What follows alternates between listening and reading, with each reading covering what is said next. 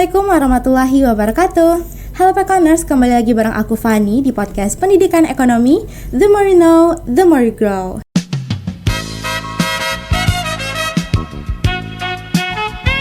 Nah, kali ini aku mau bertanya nih ke Pekoners. Pernah kepikiran gak sih kenapa sistem informasi akuntansi itu gak cuma ngajarin kita tentang jurnal atau neraca aja, tapi juga nyuruh kita untuk belajar soal hacker dan penipuan. Nah, di episode kali ini kita akan kumpas tuntas nih apa aja soal computer fraud. Nah, kali ini aku nggak sendiri nih, Pekoners.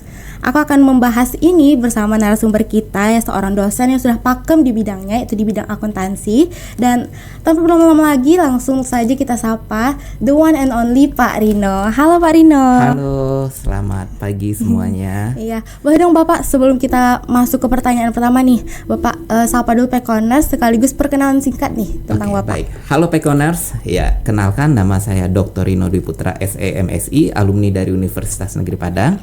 Saat ini bekerja sebagai dosen di Fakultas Ekonomi dan Bisnis, FEB UNP, Program Studi Akuntansi. Seperti itu perkenalan singkatnya. Oh ya, di samping itu pernah juga pengalaman ya sebagai bankir dan juga sebagai auditor dan juga pernah jadi advisor direksi di Petrokimia Gresik, Jawa Timur. Berarti keren banget ya nih, bapaknya memang udah pakem banget nih di bidang akuntansi ya Pekoners. Nah jadi untuk memulai obrolan kita nih Pak seputar akuntansi tadi. Nah salah satu pembahasannya itu adalah sistem informasi akuntansi. Nah salah satunya itu computer fraud kan ya Pak. Nah boleh dong Pak dijelasin apa sih itu computer fraud? Oke, baik. Jadi computer fraud itu kan kita melihat ada berbagai jenis kejahatan. Ada kejahatan menggunakan fisik. Misalkan begal. Begal itu menggunakan pisau sebagai alat atau senjata atau tools untuk mengambil ataupun merusak hak-hak orang lain. Itu menggunakan senjata fisik. Ataupun korupsi secara konvensional, kita melihat korupsi. Dia menggunakan tools seperti kelicikannya, kemudian mekanisme-mekanisme konvensional untuk menipu orang lain dan mengambil hak dari milik orang lain.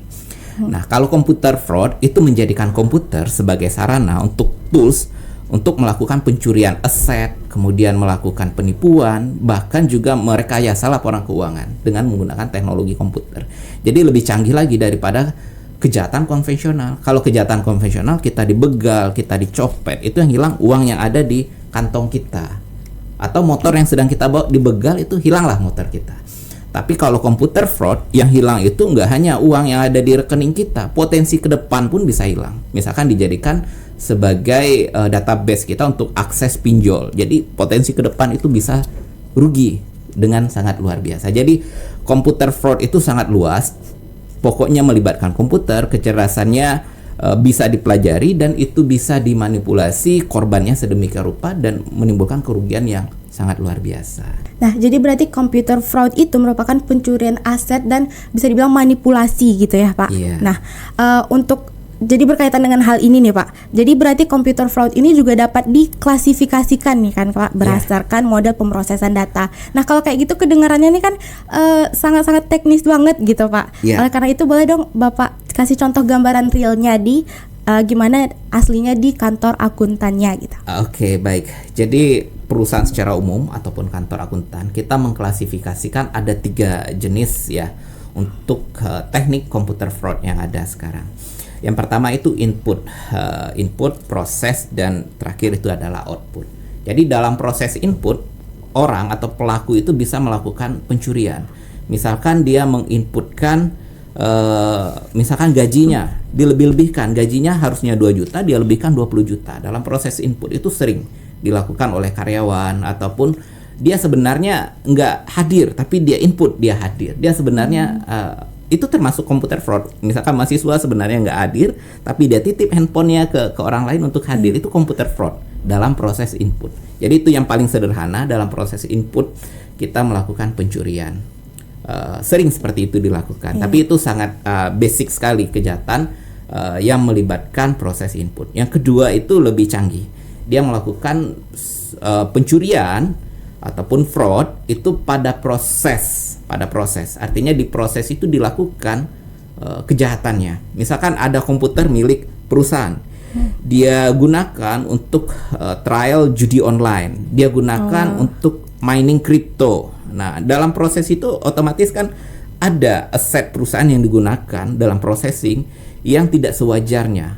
Ketika mining cryptocurrency itu kan menyedot listrik, menyedot daya dan seterusnya, bandwidth dan seterusnya, itu sangat luar biasa. Dalam saat proses itu juga termasuk computer fraud yang sudah lebih advance daripada yang pertama. Terus yang ketiga, computer fraud yang ketiga itu yang paling canggih.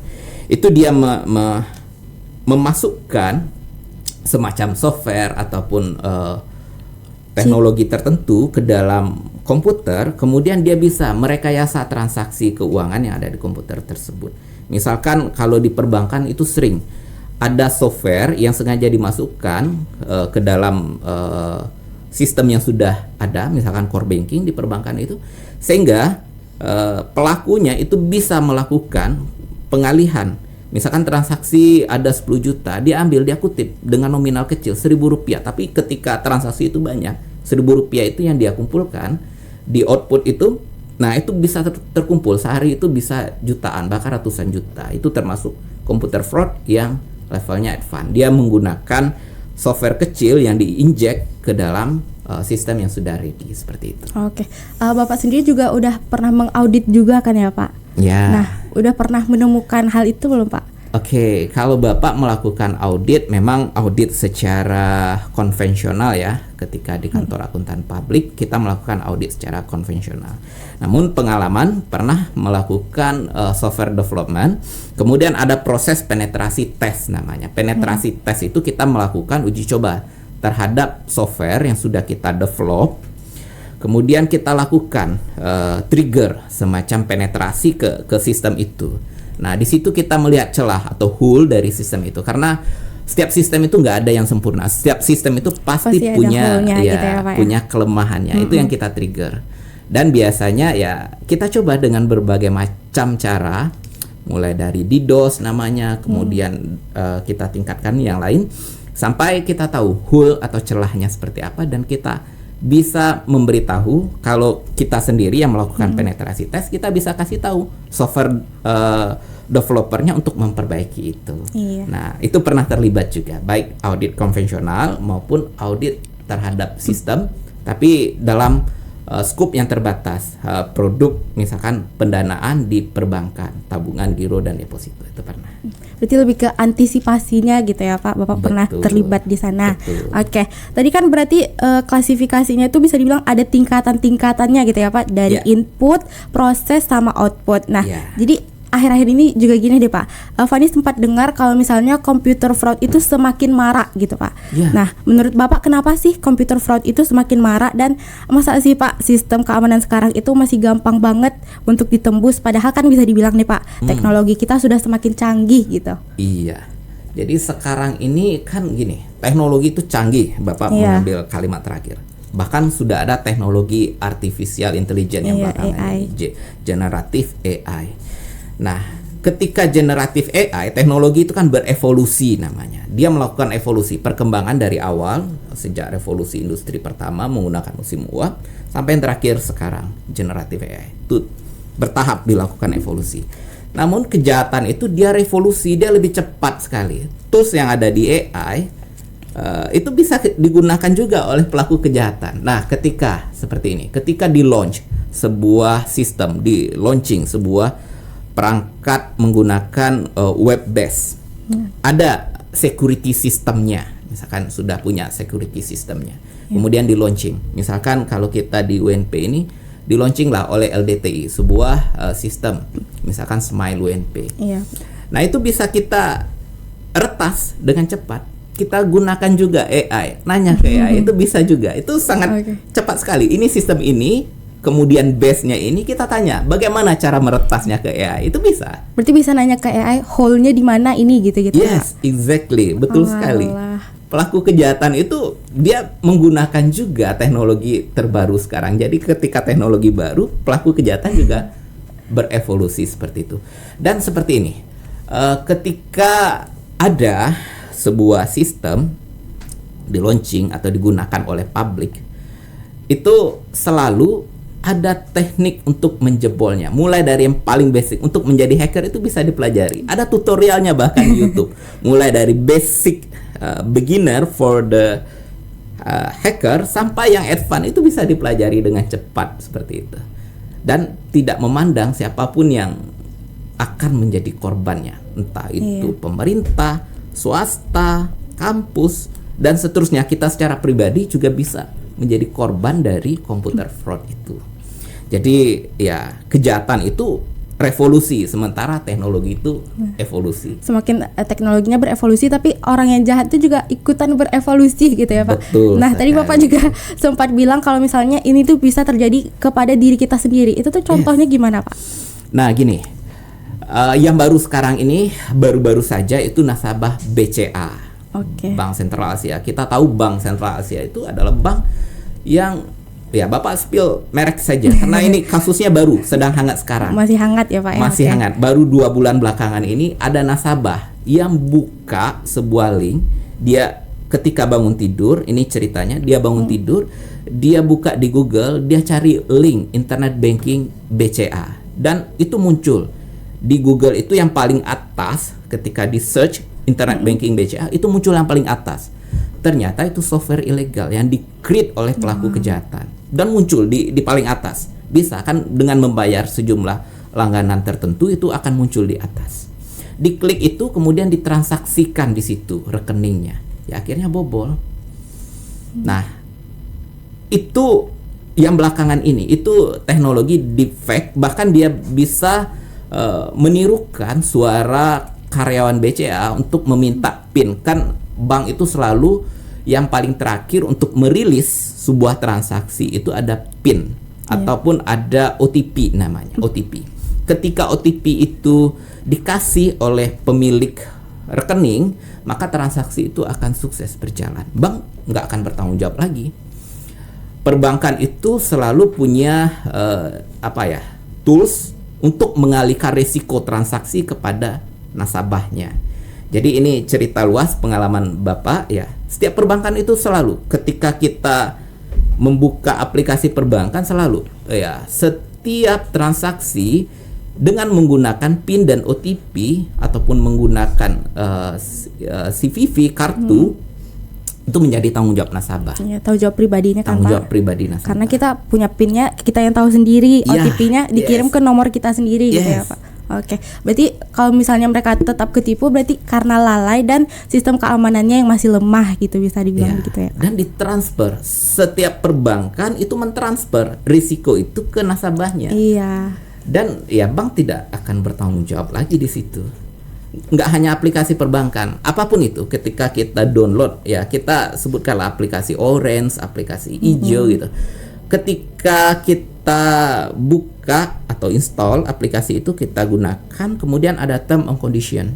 Di term and condition itu disebutkan secara eksplisit itu, sebelum kita tekan agree, itu disebutkan bahwasanya kita setuju apabila OTP dan PIN yang kita provide itu sudah kita inputkan di setiap transaksi, maka itu menjadi tanggung jawab kita. Nggak hanya perbankan, semua aplikasi-aplikasi online itu menyerahkan itu menjadi tanggung jawab pribadi pengguna atau user dari aplikasi. Jadi ya sangat rentan sekali dalam situasi sekarang ini. Ya kita sangat harus berhati-hati, termasuk aplikasi-aplikasi milik pemerintah. Dan ya kita lihat kan banyak untuk kalau dulu waktu COVID ada e-hak, ada peduli lindungi dan seterusnya. Nah itu juga sangat risikonya sangat tinggi sekali.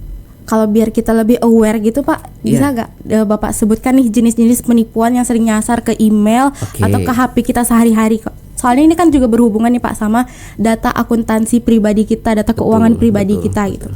Nah gini, yang paling kejahatan itu ada adagium ya, beginners atau pemula itu merusak sistem. Nah, tapi kalau yang lebih advance atau profesional itu meretas orang. Jadi begini, kalau orang yang hacking pemula, dia akan menggunakan tools-tools atau teknik-teknik untuk meretas sistem ya, menggunakan DDoS dan ada spam, ada yang lain-lain. Dia menggunakan tools-tools seperti itu. Nah, itu jenis yang pertama, jenis yang penipuan ataupun computer fraud yang pertama, menggunakan software. Bisa jadi ya, kita menamakan software itu sekarang sangat macam-macam. Kalau dulu ada virus, ada malware, ada trojan, ada worm dan seterusnya. Kalau sekarang udah bisa digabung. Dan kita namakan kalau di dunia sistem informasi itu disebut dengan malware, ya malicious software, ya kayak monster aja kita nyebutnya, nggak jelas lagi wujudnya, entah itu virus, worm yang sudah digabung dan seterusnya dijadikan satu. Nah, ya menggunakan itu teknik hacking yang basicnya seperti itu. Yang berikutnya yang lebih canggih itu dia meretas orang, atau kita sebut dengan phishing ya, phishing. Phishing itu meretas orang. Nah, itu jenis hacking yang lebih tinggi lagi. Dia meretas orang. Misalkan dia gunakan email untuk menipu. Dia kirim ke kita. Misalkan kita kerja nanti di sebuah perusahaan, dia kirim email seolah-olah dari divisi SDM, daftar karyawan yang akan mengalami kenaikan gaji pada bulan ini. Kita penasaran. Ya, mengirimnya bukan sender resmi dari admin SDM kita misalkan. Nah, itu hati-hati. Itu bahaya. Kalau itu kita klik, maka ya, sistem kita bisa diretasnya. Atau kita terima, yang paling sering itu undangan ulang tahun. Nah, undangan ulang tahun tapi filenya APK gitu. APK, nah itu jangan sekali-sekali kita buka. APK itu bahaya. Atau EXE atau EXT. Nah, itu aplikasi yang berbahaya. Itu sebaiknya kita delete saja. Jangan kita buka. Ketika terima APK, EXE dan EXE kita delete, kita buang. Atau kita terima telepon, ya ibu lagi di rumah sakit, atau kita terima telepon ini anaknya lagi di kantor polisi. Nah, itu sering juga, itu teknik phishing juga. Jadi dia merekayasa orang, emosional orang, psikologi orang supaya segera memberikan apakah itu PIN, apakah itu transfer dan seterusnya. Bahkan yang lebih bahaya sekarang itu deepfake. Dia bisa menirukan suara misalkan keluarga kita, orang tua kita lagi di satu tempat gitu. Bahkan bisa meniru videonya. Kita seolah-olah video call gitu ya, dan ternyata itu deepfake. Itu sedang marak. Di Amerika kejahatan menggunakan deepfake itu sedang marak. Di Indonesia sudah mulai masuk tapi belum begitu masif. Nah, itu yang harus kita hati-hati. Sekarang dunia hacking itu sangat luar biasa. Dunia cyber security itu sangat seksi sekali untuk didalami dan ataupun kita sebagai korban ataupun pelaku itu ya sangat luar biasa risikonya sekarang. Banyak banget pokoknya macam-macam serangan. Itu tadi Ya. berarti hacking masih ya, Pak? Nah, Yes. Fani pernah dengar ada hacking, ada spoofing, ada hijacking. Nah, Oke. apa sih Pak itu bedanya, kok kedengarannya sama semua gitu soalnya? Oke, good. Pertanyaannya bagus sekali. Hacking itu ya kita memasukkan kita mengambil alih sebuah perangkat ya menggunakan malicious software tadi seperti itu. Nah, sehingga kita bisa hack itu macam-macam. Misalkan ada istilahnya white hack, ada yang black hack. Nah, kalau white hack itu dia mencuri. Misalkan Lockbit 3.0 dia yang black hack. Belakangan dia mencuri Bank Syariah Indonesia, kemudian minta tebusan dengan ransomware, kemudian dia minta tebusan. Itu hacking, black hack. Kemudian ada white hack, itu yang di hire sengaja untuk mencari celah di sebuah software. Nah, itu nanti dia akan kasih tahu, dia lihat-lihat saja gitu. Kemudian dia kasih tahu kepada pemilik software, ini loh hole-nya atau celahnya, segera perbaiki. Nah, itu hacking. Kalau hijacking dia betul-betul mengambil alih operasional dari sebuah sistem. Nah, kita lagi gunakan tapi diambil alih, itu hijacking namanya. Operasionalnya yang diambil alih.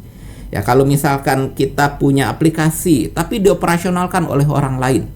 Nah, itu dilakukan hijacking namanya. Di operasionalnya yang diambil alih sementara waktu, nanti dikembalikan lagi. Nanti dia lakukan transaksi ataupun dia posting. Kalau medsos itu sering sekali di hijack seperti itu. Itu hijacking, operasionalnya yang diretas seperti itu. Kalau hacking ya database-nya diretas. Kalau ini operasionalnya. Kalau spoofing ada juga scamming, ya itu dia melakukan suatu teknik, misalkan dia banjiri konten di sebuah perangkat sehingga perangkatnya tidak bisa bekerja dengan baik seperti itu. Berarti masuk spamming gitu ya, Pak Ya, spamming Oke. ya sama. Spamming. Dia kasih spam banyak sekali di email sehingga email kita full, nggak bisa kita gunakan lagi. Berarti itu dia perbedaan dari hacking, spoofing, sama hijacking tadi ya, Pak Iya. ya. Oke. Nah, walaupun kedengarannya sama tuh ternyata levelnya ada berbeda-beda gitu. Oke. Nah, katanya juga cuman 1% kejahatan zaman sekarang yang kejahatan komputer tuh yang terdeteksi gitu, Pak. Ini Iya. benar atau enggak? Kalau benar kenapa tuh, Pak? Iya, jadi gini, kalau kita kena retas, nah kita ini aib ya kalau kena retas itu. Bagi Itu instansinya ya, Pak. Bagi instansi ataupun pribadi. Bapak pernah kena retas gitu, pernah juga jadi korban gitu. Tapi karena Bapak ngajar sistem informasi, kok si Bapak aja kena retas itu. Pernah mengalami kerugian yang material, tapi Bapak nggak mau sebutin ke orang karena itu hal yang memalukan, itu aib. Apalagi bagi instansi. Nah, instansi itu banyak dan sering semua instansi itu kena retas. Yang baru-baru ini misalkan Bima, dosen itu akses Bima itu kena retas juga. Kemudian apalagi beberapa perusahaan-perusahaan BUMN itu sering kena retas. Bahkan web pemerintah itu banyak sekali diretas. Tapi mereka nggak publikasikan karena kalau itu dipublikasikan maka trust dari masyarakat sebagai pengguna aplikasi itu akan runtuh.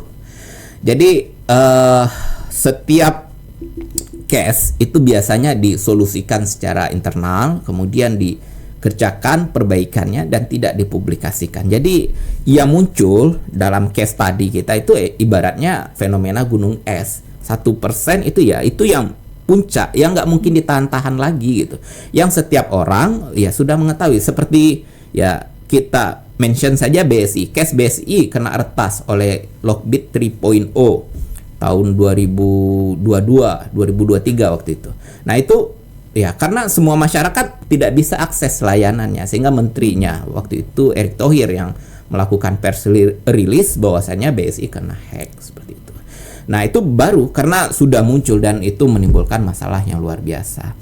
Dan ya ada situs KPU yang diretas diganti gambar partai dengan gambar hewan dan seterusnya. Itu juga menunjukkan bahwasanya itu fenomena gunung es. Tapi yang di luar itu nggak disebutkan, itu banyak sekali.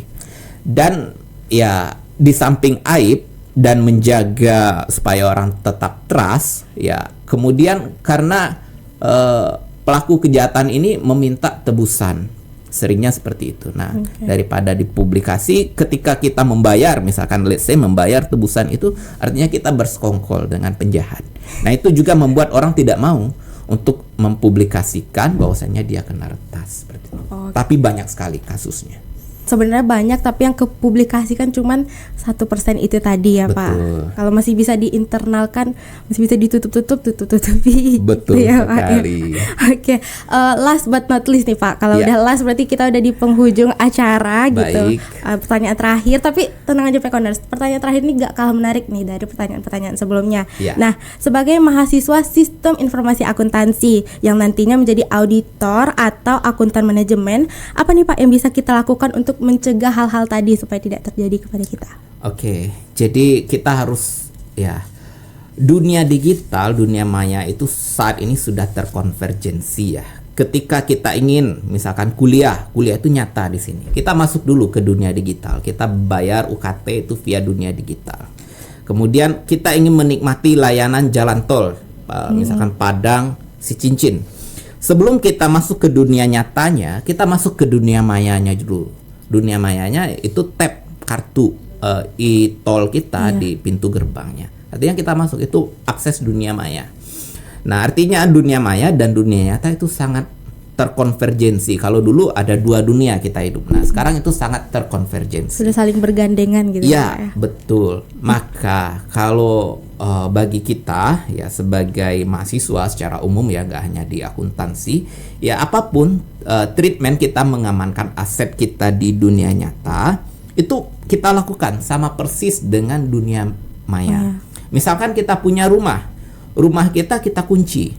Nah, begitu juga dengan aplikasi kita provide kunci juga. Taruh kuncinya yang sulit. Misalkan PIN-nya itu sulit. Nah, itu harus kita terapkan juga. Kalau kunci rumah kita ada gembok yang tebal, nah begitu juga password ataupun username kita bikin dengan unik. Jangan sama gitu semua email, kemudian pin di medsos, pin di e-commerce, Pin pin di HP-nya. perbankan sama, itu jangan, itu bahaya sekali. Atau menggunakan tanggal lahir sebagai provide pin kita. Nah, itu sangat riskan sekali. Jadi kunci saja itu sangat vital. Kemudian yang kedua yang harus kita lakukan, jangan install sembarangan aplikasi atau browsing itu jangan gunakan ataupun klik yang mencurigakan ya. Kita masuk ke web-web yang betul-betul kita ketahui. Jangan masuk ke web yang tidak kita ketahui. Kemudian yang ketiga, perilaku yang harus kita jaga yaitu kehati-hatian kita. Kehati-hatian ketika kita menggunakan sebuah aplikasi, ya pastikan aplikasi itu secure, betul-betul aman. Artinya kita hanya menginstal aplikasi yang betul-betul kita ketahui, jangan install aplikasi yang macam-macam. Atau mendownload konten yang kita akses menggunakan VPN, nah itu berbahaya. Entah itu judi online atau porn website dan seterusnya, itu selalu diikuti dengan aplikasi yang berbahaya. Sebaiknya kita hindari karena itu akan berdampak kepada kegiatan kita di dunia maya. Nah, itu yang harus kita lakukan. Lebih riskan malah ya Pak kalau kita misalnya pakai VPN dan download di ilegal gitu ya Pak, istilahnya aplikasi dan linknya gitu. Betul. Nah gini, VPN itu ya Bapak kebetulan melihat VPN itu ibaratnya pintu darurat. Ketika kita menggunakan VPN privat, kita menyatakan kita private. Nah sebenarnya kita punya pintu darurat. Misalkan kita punya laptop, ada security laptop kita, ada PIN ketika akses laptop. Kemudian ada antivirusnya kita punya gitu. Nah itu ada firewallnya bahkan. Nah itu mencegah orang masuk dari jalur utama. Tapi ketika kita akses menggunakan VPN itu ada pintu kecil sehingga kita bisa masuk ke situ dan kita melalang buana dari situ. Tapi orang luar juga bisa masuk dan melalang buana dari celah itu kita, gitu dari ya celah Pak itu ya sama. Jadi kita bisa melalang buana di situ, orang lain juga bisa masuk di situ. Nah itu yang harus kita pahami dan sangat hati-hati menggunakan teknologi, software, device dan seterusnya. Wah, itu dia tadi Pekoners saran dari Bapak Rino untuk teman-teman yang ingin menjadi seorang audit atau manajemen auditor gitu ya Pak. Yes. Nah dari tadi kan kita udah bahas nih tentang apa itu computer fraud, klasifikasinya apa, jenis-jenisnya apa, dan teknik-tekniknya yang udah lengkap banget dijelaskan oleh Pak Rino. Nah jangan lupa dicatat ya Pekoners. Dan sebelum mengakhiri nih Pak, supaya agak chill gitu, dari tadi pembahasan kita lumayan berat gitu ya. Nah Fani mau Bapak menentukan nanti dari kondisi sistem akuntansi yang Fani sebutkan ini masuknya ke green flag atau red flag dalam sistem informasi akuntansi. Nah, Baik. siap ya Pak? Siap.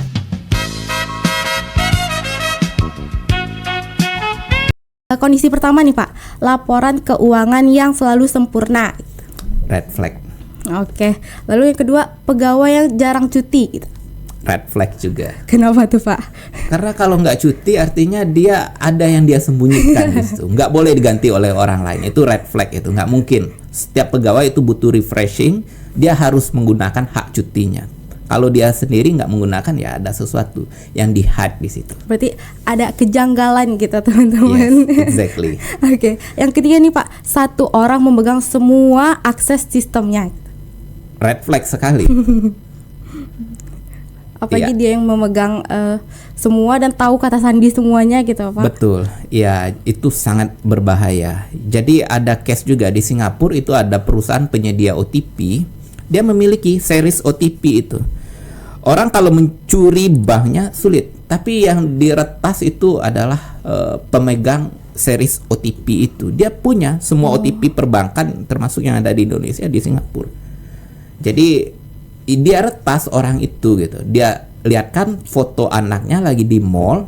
Kemudian kalau ingin anaknya selamat, kasih saya series OTP untuk perbankan A, dikasih. Ya, jadi bahaya kalau ada orang pegang semua key atau OTP, itu sangat berbahaya. Oke Pak. Yang keempat nih, tidak ada audit rutin. Oh, sangat red flag. Sangat red flag ya Pak Iya, ya. harus ada audit rutin. Oke, nah itu dia Pekoners, kondisi sistem informasi akuntansi yang masuk ke red flag dan juga nggak ada green flagnya tapi ya Yes, Pak. Nah of mungkin course. boleh teman-teman tambahin di komentar di bawah nih apa saja green flag dari sistem informasi akuntansi. Oke, balik lagi ke sini nih Pak. Sebelum kita tutup, boleh dong Bapak berikan kata-kata motivasi atau saran untuk calon-calon akuntan kita yang lagi nonton. Oke. Baik, kepada akuntan semua, kita harus tingkatkan kompetensi kita. Kita tidak menjadi pembukuan lagi, tapi kita harus menjadi seorang analis yang bisa melakukan analisis terhadap celah, kecurangan, kemudian penipuan, dan kita berikan advice untuk perbaikannya. Dengan kemampuan itu, kita tidak akan bisa dikalahkan oleh mesin, tidak bisa dikalahkan oleh perangkat, sehingga kita bisa mengungguli perangkat tersebut. Oke, berarti kita sebagai seorang akuntan nih di masa depan harus lebih analis dan lebih peka terhadap apa yang terjadi di sekitar kita, Pekoners. Buat Pekoners yang lagi nonton, jangan lupa untuk terus pantau dan saksikan akun media sosial kita yang ada di sini, dan juga jangan lupa nih untuk hidupin loncengnya supaya tidak ketinggalan updatean terbaru kita. Oke, sebelum kita tutup, Fani mau kasih tahu nih Pak, podcast pendidikan ekonomi ini punya tagline nih Pak. Jadi nanti kalau Fani bilang podcast pendidikan ekonomi, kita sama-sama jawab, the more you know, the more you grow, gitu Pak.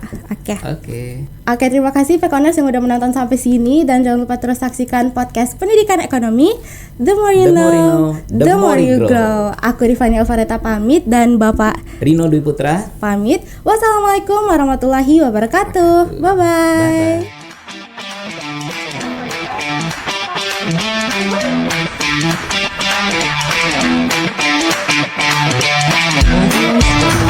Bye-bye.